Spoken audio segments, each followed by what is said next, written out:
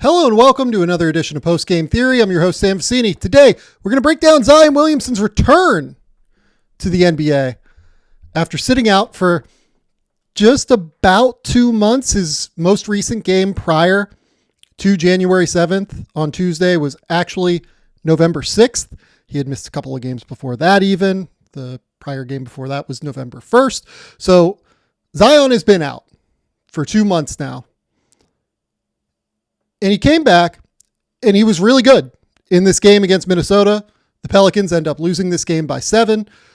Zion, though, goes for 22, 6 rebounds, 4 assists, has 3 steals and a block as well, goes 9 for 15 from the field. And it was one of those games that is so indicative of what makes Zion such a special player.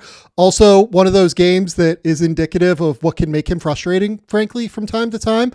Ultimately, it was something of a return game, as we'll talk about. I don't think Zion had quite the same level of pop, at least in terms of lateral quickness, in terms of first step downhill speed, that what he typically does. He did have the level of vertical pop that we typically see. But I am at least interested to break down this game because, in all honesty, this is, frankly, the most important stretch of Zion Williamson's career coming up. The Pelicans have to make a decision here. They are in the middle of a disastrous season. They are currently slated to have something resembling the second overall pick. They're in a monster Western Conference. They have the Brandon Ingram situation that they're dealing with. And they have this contract with Zion Williamson where he has 3 more years that are non-guaranteed now because he continues to miss games. He can get those guarantees back depending on how he plays and him hitting the right markers in terms of weight and body fat, if I remember correctly. But by and large, this is now becoming a critical inflection point of Zion Williamson's career. So it's worth noting and discussing and scouting where exactly his game is at this stage. So let's jump in. Let's talk through the tape as we always do here. Zion started this game unsurprisingly. And as always, thank you all for coming and hanging out. Go hit the subscribe button on the YouTube channel here if you enjoy the way I talk about basketball. Really helps support the channel. But let's jump in. Defensively, I did not think Zion was particularly good, even with the stocks this game. Looks like I'm missing something that happened here. I think that Julius Randle might have caught him on that one on one of the first possessions. I think he scored both of the first possessions for Minnesota. The one was actually well defended. The second one was not.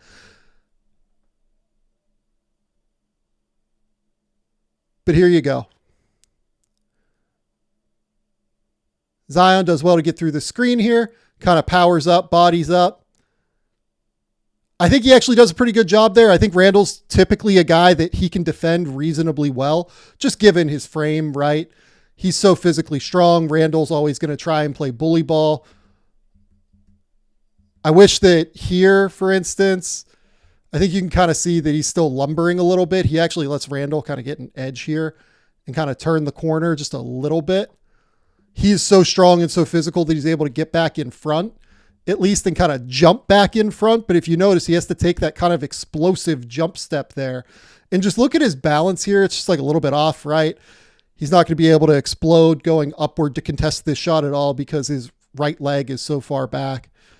He is a hopper on defense. He's always been a hopper in terms of his movement, right? That's just kind of an awkward mover. I think this one's actually fairly well defended in the end. The first one was not, if I remember correctly, on how Randall scored. But overall, that one I'm not particularly going to complain about. This one,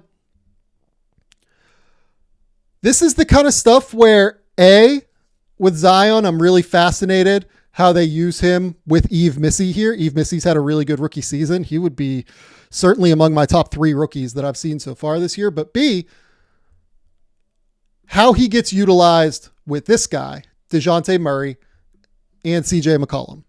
With both of those guys on the court, I think that the Pelicans are probably going to be forced into using Zion Williamson as more of a post player, as opposed to what I thought was most successful with Zion last year, which is when they ran him more at point guard and had him bring the ball down the court, had him be able to attack in ball screens, be aggressive in transition, because DeJounte is here, and this is one of the reasons that I didn't really love this deal at the time, but I'm generally not necessarily a DeJounte guy.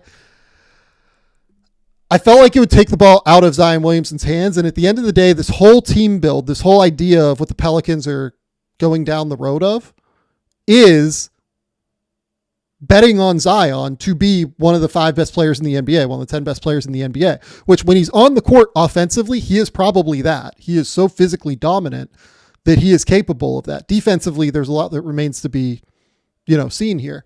But I feel like taking the ball out of his hands is not something that I'm particularly excited about doing if I'm the New Orleans Pelicans. But, as you can see here, they're going to utilize Zion a lot in this game in the post and kind of at the mid-post area here as we'll kind of go through and break down the tape.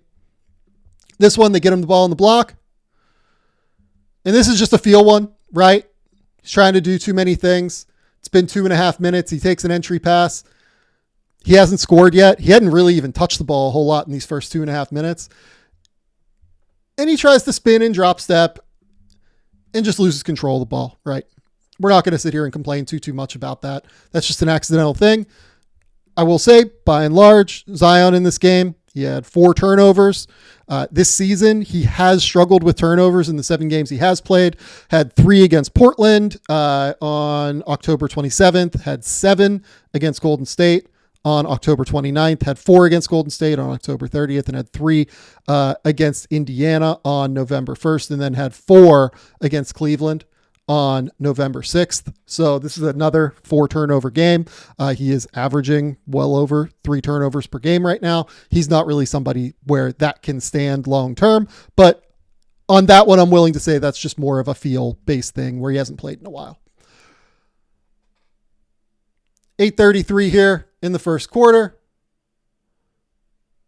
We're going to get a chance to see just him go up. What makes him such a good offensive rebounder. He had 4 offensive rebounds in this game.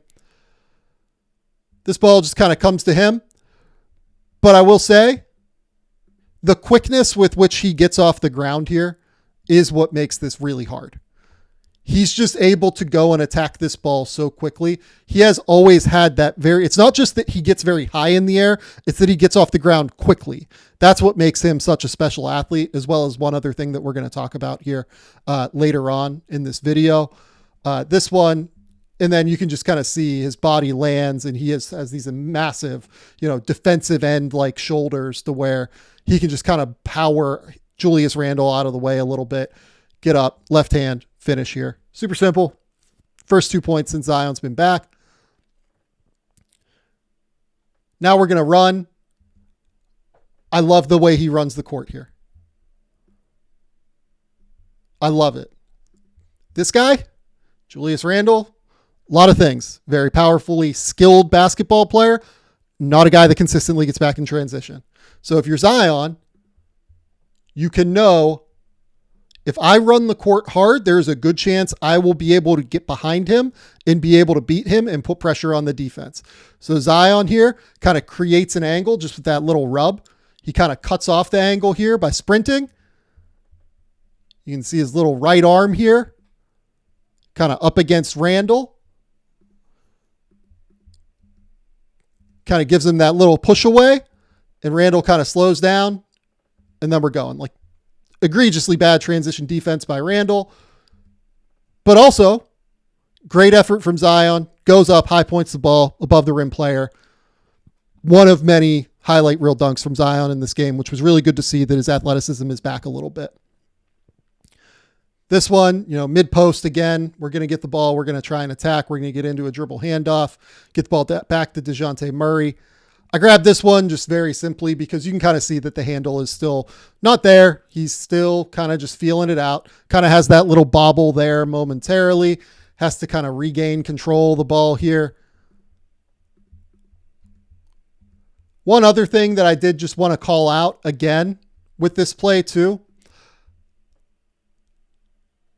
I feel like almost what Yves Missi is trying to do here is kind of seal Randle this way so that Zion has this attack angle before he loses the ball here momentarily, right? Because if Rudy is there and then Ant is the weak side rim protector, I don't know if Ant's necessarily going to go up and try and get Zion. I personally, in these circumstances where Zion is essentially on like empty side of the court, has all this space, I think where Zion can really thrive is being able to go baseline typically. So if Eve could kind of work his way behind Randall here and kind of seal Randall that way, I think it'd be a little bit more effective. But again, with Eve there, he is also taking up space on the interior for Zion to be able to attack and drive. And Zion's played with Jonas Valanciunas. He's played with bigs before that are mostly interior bigs. But Eve is a rookie. He's a new guy. He's going to have to figure out the spacing. He's going to have to figure out just how to work with Zion on the interior. And that's not going to be an overnight thing. It does take a second for these guys to kind of build that synergy together in terms of what each other wants in these moments.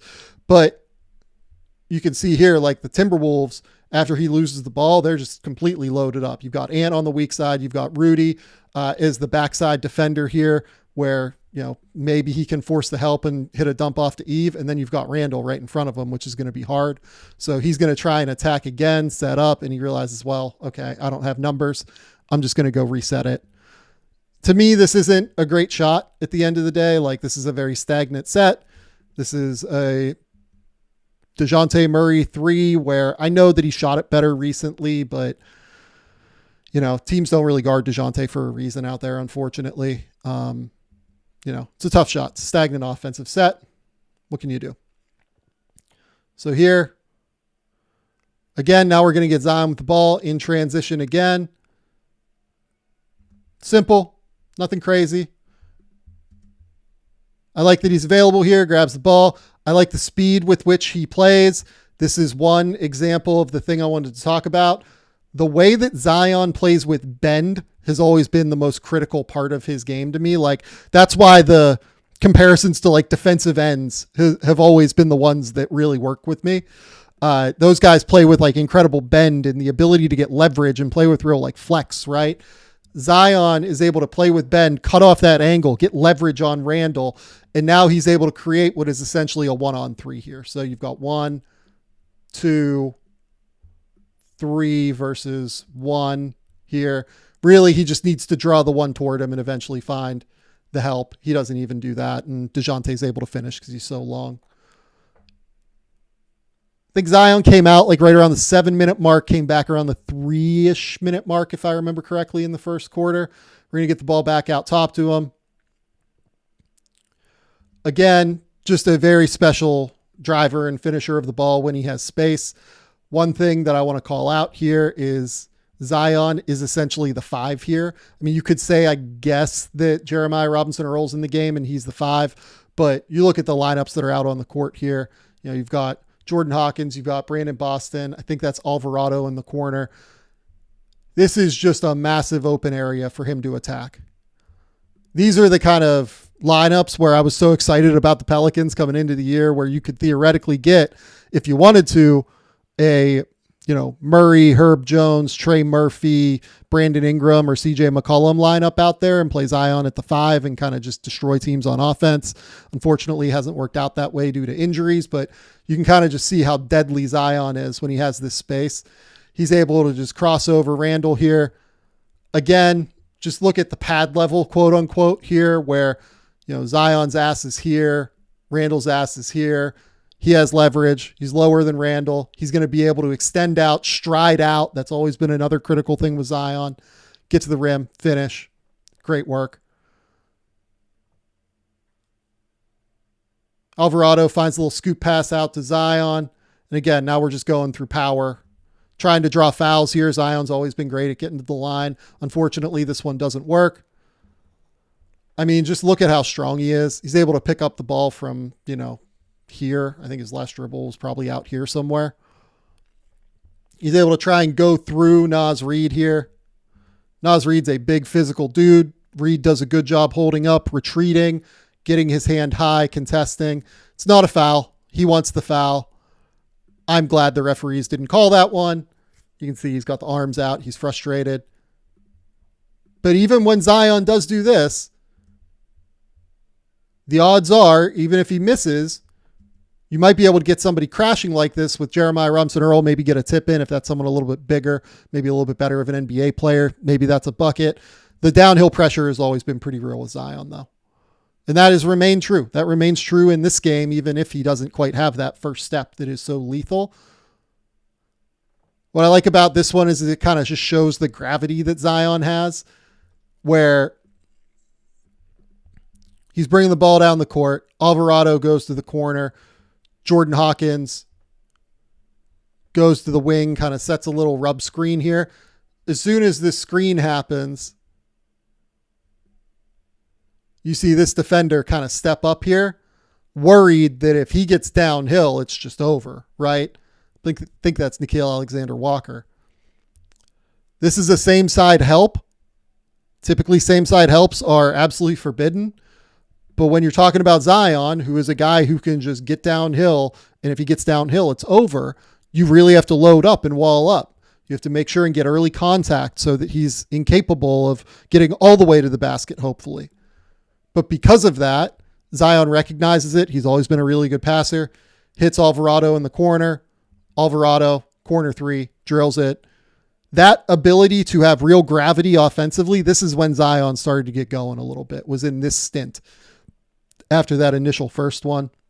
Let's get to a quick little note from Prize Picks. Prize Picks is the best place to get real money sports action with over 10 million members and billions of dollars in awarded winnings. Prize Picks has made daily fantasy sports accessible to all. You just pick more or less on at least 2 players for a shot to win up to 100 times your cash. Run your game all season long on Prize Picks. Prize Picks is the best place to get real money action. There are over 10 million members. Like I said a second ago, they invented the flex play, which means you can still cash out if your lineup isn't perfect. You can double your money even if one of your picks doesn't hit. Prize Picks always puts its members first, so all withdrawals are fast, safe, and secure. When my picks hit, I can get my money in as quick as 15 minutes. We are big fans of Prize Picks here. We absolutely love the app and what they're doing for the daily fantasy sports scene. Download the app today and use code Game Theory to get $50 instantly after you play your first $5 lineup. Download the app today and use that code Game Theory to get $50 instantly after you play your first $5 lineup. Prize Picks, run your game. Comes off of a quick little down screen. They try to get him in like a zoom action here. So here you've got Tice, who's going to come here for a dribble handoff. You've got this screen here, which I think is going to act as like a pseudo slip here. It does, from Herb Jones, if I remember correctly. Tice is going to take it. Zion has the ability to, depending on where Rudy is, come off of this and try and get downhill, or do what he does and kind of stand still, maybe try and reject it and get downhill. The reason that Zion decides not to do that here is that Rudy is cutting off the downhill pressure here.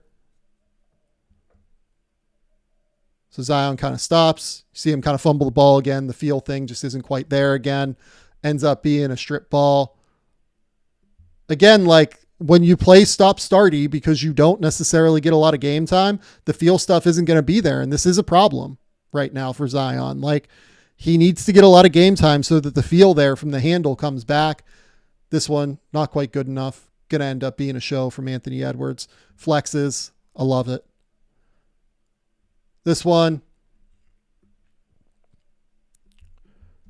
So what are we looking at defensively here? Yves Missy goes up to contest. That means Zion here is responsible for helping the helper. You can kind of can't see because Yves is jumping and Zion is right behind Anthony Edwards. You can see just very briefly there that Zion gets his arm in there because he is helping the helper. He is doing his job. Gets the ball in, creates a turnover. We're in like a pseudo advantage situation. These two are about even. Zion is here, but Zion has all of this open space to be able to attack. This is what makes great transition players, the ability to make, even number situation an advantage situation. Here, he's able to make this an advantage situation for the Pelicans by drawing both defenders here. I mean, you can absolutely say that, Anthony Edwards should be sitting here on the corner with DeJounte Murray. You can say that he should be here available for Yves Missi. He's kind of there for Yves Missi a little bit. But again, this is the kind of gravity that Zion draws going toward the rim, right? That's what's so special about him, is he's able to create that rim pressure both as a scorer and as a passer. Drills this kick out right to Murray. Murray drills it. Beautiful. So here, Zion available on the backside. He's guarding Randall on this play.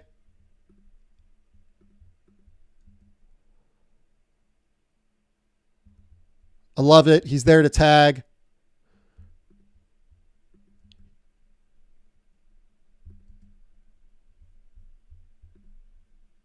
Sorry about that. He's there to tag.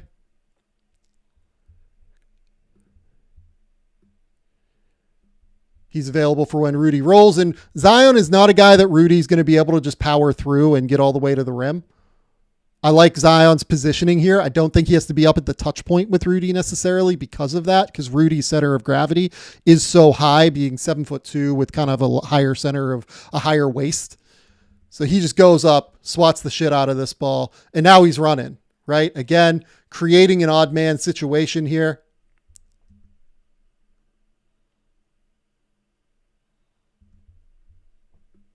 What I like about this is that by running the floor, you're not always creating an advantage for yourself necessarily. I mean, do I think that CJ could throw this ball up again and Zion, if he puts it like right there, could probably go get it? I do. But by doing this, he's drawing Ant here back onto him. Missy can maybe set a screen here and then just roll to the rim and get a wide open dunk. I would personally, and this is just, this stuff moves fast in the NBA. I don't want to crush CJ for this necessarily. I would like to see CJ hit one of the two flyers here around the basket and not put the ball here to, I believe that's Herb Jones. Just off target pass kind of ruins the transition opportunity. Good little dish from Herb there out to Zion. Get the kick out back to CJ. CJ gets it back to Zion. Great second jump. Zion's always had a quick second jump off the ground. They do end up getting the bucket. Feels a little bit more difficult than it has to be. I always like Zion's work in the dunker spot. He makes himself super available. Gets up off the ground quick. Gets the rebound. DeJounte here. Now we're working with Yves Missi.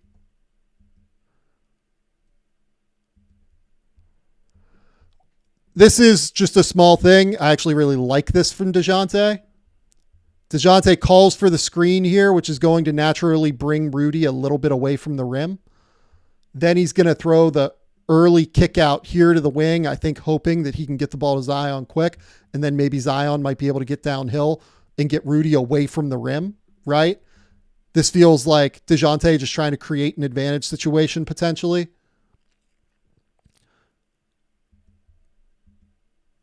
Zion decides to throw up the three, ends up short. But you can see just the way that this impacts defenses, right? Already with Zion. Look at how Rudy just auto rotates all the way over here to be the second body here so they can wall up Zion. This is also, in my opinion, not a great location to put Zion Williamson. Just from a spacing perspective. And this is, just me being an asshole probably, but whatever. I think Zion tends to work best in the elbows and in the mid post and on the block, where he's more in the middle of the court as opposed to in the corners, because it's going to be hard for Zion here to create a downhill advantage he's not one of those guys who's going to be able to like shake Julius Randle. He's trying to get to one move and go, right? I mean, yeah, like maybe you can rip Randle, but at the end of the day, Randle's pretty strong. He's probably going to be able to like physically body up with his chest. And you're making Randle not guard in space, which is the whole point of where you want to get Randle. You want to get him in space, right?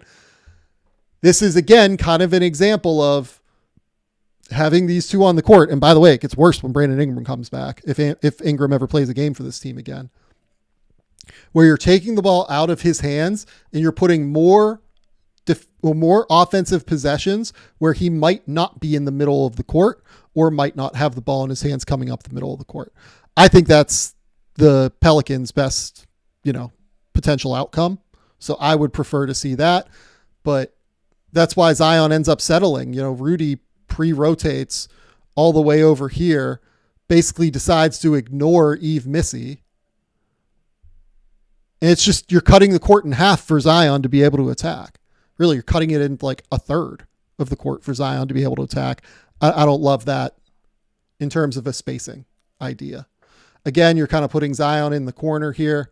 This one, I mean, Jesus Christ, Julius Randle.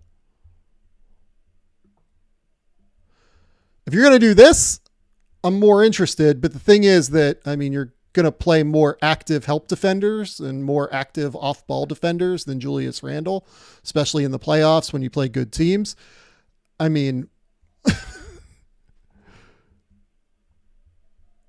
Zion is so gone by the time Randle even moves a muscle here. This is just like a prime example of why the Timberwolves are not as good this year, frankly, and why I got that entire Julius Randle thing, why I thought that might be a decent trade wrong. This is egregious from Randle to me. Ends up having to foul Zion. Honestly, the best he can do after he gets beat like that, but can't let it happen. Absolutely can't let it happen. So here, defensively, guarding Randle, early ball screen. This is the one that everyone's excited about. Goes, shoots the gap, and now we're going 360 windmills. Just look at that face. Look at that. Look at our guy. Look at our guy just smiling. Zion always brought like this incredible sense of joy to basketball. I always felt like going back to watching him, in high school. I remember being at the game where he played LaMelo Ball at the Adidas Championships. Like I remember watching him at Duke at the Champions Classic with RJ Barrett and Cam Reddish. Like he always brought this incredible sense of joy to the game. I love the instinct to shoot the gap here. I love that he slows down, knows the moment, goes up, finishes 360 windmill. Knows how to get the crowd involved, knows how to get his teammates involved. Now he's going to get on to Randle here. He's going to strip Randle again. I love that DeJounte knows the moment here, gets the ball to Zion in transition again. See, this is where you could kind of see that Zion started to get his legs up under him, started to really feel it again, right? Zion's always had really good hands, doesn't have crazy length, but does have that ability to get strips defensively. I love the way they swarm to the ball here. DeJounte knows the assignment. Zion can't go up like crazy because he's got Randle behind him. Double clutch dunk, finishes it. Again, Pelicans now up 7. They're starting to pour it on a little bit. By the way, in this game, Zion was a +8 in a game that they lost by 7. So you can't really blame his minutes for this. Really, it was the bench minutes that caused a lot of issues for the Pelicans when Zion wasn't on the court. Here, though, defensively, this is just really bad drop coverage defense here. He's trying to get a steal again. You can he feels the moment to me here where it's like, okay, we just had 2 big breakaway dunks. Let's try and get a third. Let's try and pour it on, right? So on some level, I do get it, where he's trying to like get his hand in there. Like watch him, goes for that jump, then goes for the reach here to try and be able to stop Dante from getting downhill here. And, it's a little bit lazy at the end of the day, but the positioning's all off here. That results in Dante being able to get easy penetration, easy dump off there for Randle on the roll. Just not good enough defensively. So here, now we're getting the ball to Zion in a place that I can rock with. Deep on the block, basically empty. I mean, for the love of God, like, get Eve Missy here, get him to the corner, get him going to the wing, get him going to the opposite wing. Instead, DeJounte kind of goes to the same side wing, but Zion makes his moves so quickly typically that really it's all about your spacing ahead of time as opposed to anything. Again, though, the thing you notice here is that Eve Missy is here. Eve Missy's a non-shooter. Because of that, Zion's going to have to go 1-on-2, which means he's almost going to have to take this little floater here if he wants to score. Ends up making it. Ends up working out well. 2.2 seconds left on the shot clock. This is a bailout opportunity. Really, really good. This is what Zion's capable of. He's capable of bailing out your team on the block whenever you get the opportunity to get him the ball there. Now we're getting a rebound. Again, still up 7. We're going to try and attack in transition. Nobody picks him up early. I think that was a foul if I remember correctly. Yep, you got the foul call here from the official. This is kind of a prime example of why you got to get an early touch on Zion in transition. Feels like these two here, Jaden McDaniels and Julius Randle, are kind of confused in terms of what they're going to do. I think that Jaden is asking Julius to talk. You can see here that Rudy is talking in transition. I think Julius is actually doing the right thing here and that Jaden should be rushing to get back in front of Zion. But it's too late at this point. You've opened up this massive downhill driving angle to be able to see him get to the basket with his left hand, where he's always going to be able to power through somebody like Jaden McDaniels. A little bit too easy. Foul call, gets to the free throw line. Now, as you can see, again, Zion left the court, I want to say at like 7-8 minute mark, something like that in the third quarter. That's a terrible drawing, guys. They got him like 4 or 5 minutes. I am awful at drawing on this thing. 56-63. I think he might have made at least one of these free throws. They're up 8 or 9 when he leaves, or after that play at least. Next play we have is at 1:24 in the third, and it's now a 7-point deficit for the Pelicans, which actually ended up being the deficit for the game. Pelicans played them even the rest of the way. Again, you got Daniel Tice here in the corner. And look at where Zion's getting the ball. Zion's getting the ball mid-post with all the space in the world to attack. This is what we like to see. This is the kind of process that we like to see. And this is why. This is the pristine example of what I talk about in terms of what makes Zion Williamson a special athlete. Yes, it's the explosiveness. Yes, it's the athleticism.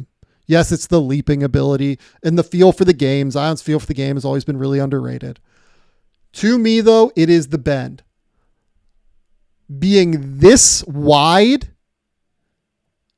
and this strong while also being able to bend like this, get lower than Randle here, leverage Randle, be able to stride this thing out. Right foot's like right there.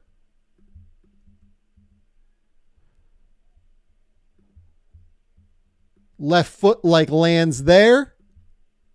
And then he's so explosive to where when he releases the ball, he's like right, let's even say like right here when he releases the ball. That's stuff that guys can't really do athletically. And again, this isn't a game where Zion had the monster first step that you typically see Zion have, right? He didn't really have that tonight. And he still was able to get the leverage, get to the brim, score. He has great touch around the basket. Again, post. Empty side of the court here. There's just a lot of space for him to work with. And this is an awesome pass out. They get it to a shooter eventually. Hawkins just misses it. Randall does a good job of kind of shoving him out to the corner there. But because he has all this room and all this space to be able to attack, unlike last time that we saw him in the corner, he's able to draw a defender here from Naz Reid. And as soon as he sees that come out, he's able to kick it out to Daniel Tice. You'd love that to be a shooter. Unfortunately, it's not in this case. Quick kick. I love the little backside exchange here between Alvarado and Hawkins. Hawkins stays high, or Alvarado stays high. Hawkins comes to the ball. That's what you want to see. Again, just giving him a lot of space to try and be able to get the ball. Get him the ball at the elbow. Let him attack. This one he attacks right into Naz Reid, unfortunately. Tries to go back again. You kind of see the gravity that he draws, though, at the end of the day. We're at the end of the third quarter here.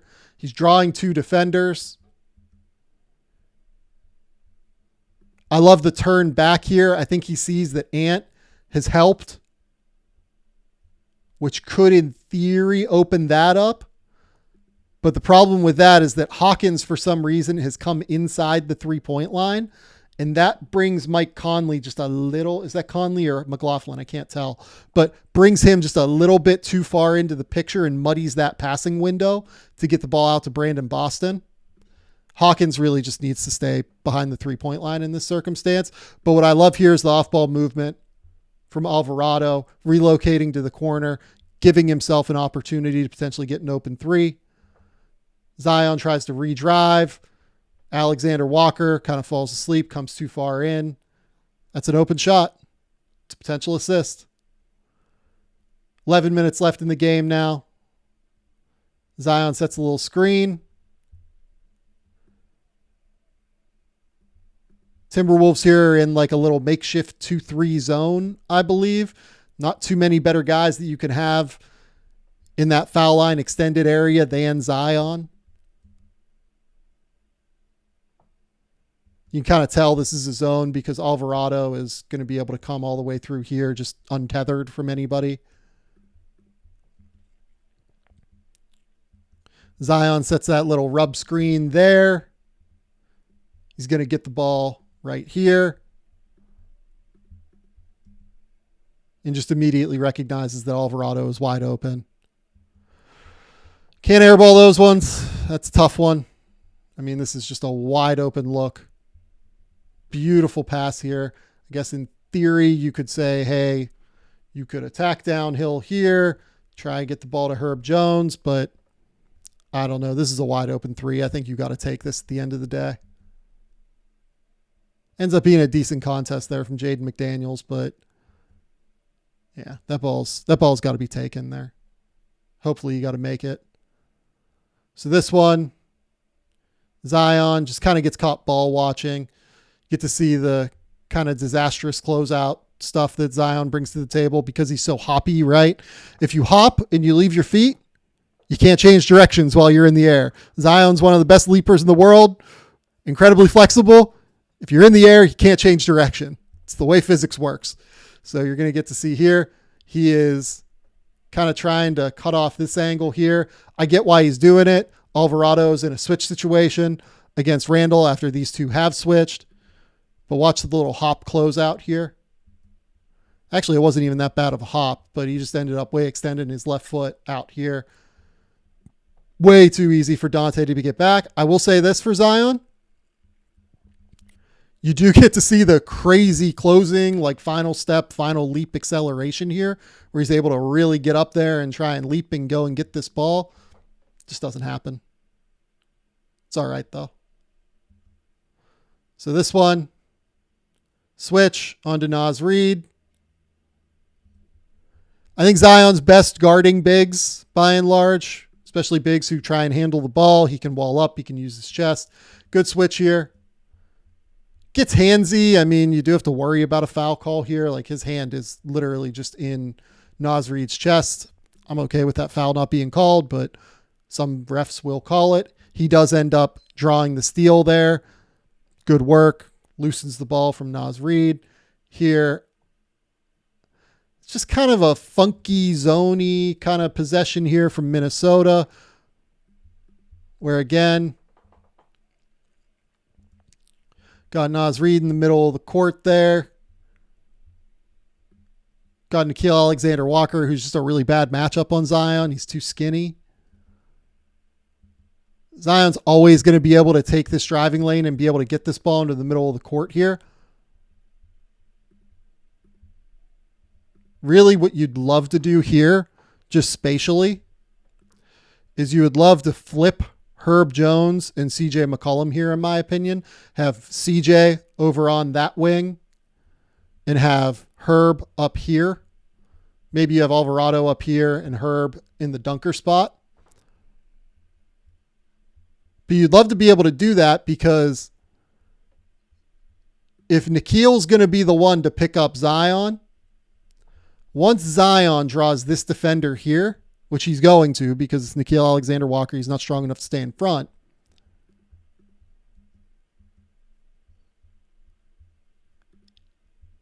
If Nickeil stays attached here, this is just kind of an auto kick out this way. You'll probably bring Randall up for a rotation. You'll be able to get a wide open corner three, or, maybe Randall doesn't rotate and you get the ball there. You also create the option that Zion ends up creating here anyway. Draw both defenders here. This way it's going to lead Alvarado to a wide open corner three. Could have been Herb Jones here in the dunker spot, potentially, if you wanted to do it that way, the way that I kind of laid it out. Tries to draw the charge. Alvarado drills the three. Works perfect. The spacing stuff with Zion, if you're going to play a real big, if you're going to play, Herb Jones, who, while he has improved as a shooter, still doesn't really get treated as a shooter. The spacing stuff is going to have to improve. You're going to have to continue to work with that. If you're the New Orleans Pelicans, I would think they're going to be able to do so, but that is a piece of the puzzle here for them as they continue to work with Zion with a semi-new roster, given that they haven't played with DeJounte a ton. This one here, why did I grab this one? So Zion on Julius Randle. Randle kind of goes and sets this screen. Zion's just totally flat-footed here defensively, unfortunately. Look, we're in the fourth quarter, first game back. Expended a lot of energy here. You can see a world where maybe he's a little tired, but he's just off his angle. He's flat-footed. He's not able to get back in front. That's one where he really needs to be a little bit available, at least, to be able to stop him from turning the corner and getting all the way to the rim there. This one, you just see the pure power and explosiveness of Zion. He's just able to go through Julius Randle here. Right to left crossover. Again, look at the pad level, baby. Randall's hips here. Zion's hips there. You have to be able to at least play the leverage game a little bit with Zion, or else it's going to be really hard. This is a foul to me. Like you can see, like Jaden McDaniels is here. He's crushing his arms. Randall's into his body. It's a foul. Got to be able to play the leverage game a little bit with Zion. This one, defensively, Randall on Zion. Unfortunately, Zion just gets way off of his line here, in my opinion. Creates a wide open walk-in mid-range jumper for Anthony Edwards. I don't like the process here. What I mean by Zion getting way off of his line here is he's even going to take, I think, another step this way from where we are now off of this dribble handoff. Yeah, took another step even after the handoff had been completed. Again, he's very hoppy on defense, takes that little hop step. DeJounte is there. He's trailing. It's a good screen from Randall. Have to at least be available in these circumstances. Sort of gets the late contest, but honestly, the way Anthony Edwards shoots the ball now, I don't even think he would notice that. Just lucky that he missed it. 2 minutes left. Zion's always really tough to deal with in these like random scramble plays where you might be a little bit off in terms of being able to wall up around the basket. Herb does a good job getting him the ball here. They think it's a double dribble. You can kind of see, or a carry, I'm sorry. You can see that Nickeil and Ant are like, what in the entire fuck are you guys watching? I mean, just going to be really hard for Rudy because Rudy's always going to have no shot to get lower than Zion. Zion just powers through. So here, I mean, I hate this. I get it, like, given the game situation on some level, right? Like, you're down 8. There's a minute and a half left. You're trying to engineer, like, a crazy comeback. In my opinion, you probably should have a shooter out there instead of Yves Missy if you're going to kind of try and run these actions, like dribble handoffy things, trying to get Rudy Gobert into space. You might just get destroyed by Gobert on the glass, but, like, you know, again, you're trying to create variance more than anything in these circumstances. I will say this year, I've not been wildly impressed by Willie Green, as you can probably tell by the nature of what I say here. I mean, the shot mechanics are what they are. I think the base actually looked pretty good there whenever he kind of gathered into it. Probably a bit narrow. You can't totally tell there, but I would guess that he's not quite, you know, hip width, shoulder width apart. I would guess that he's maybe a little skinny there in terms of the base, but he's on balance here. It just is the release. He kind of brings it all the way back, like toward his head.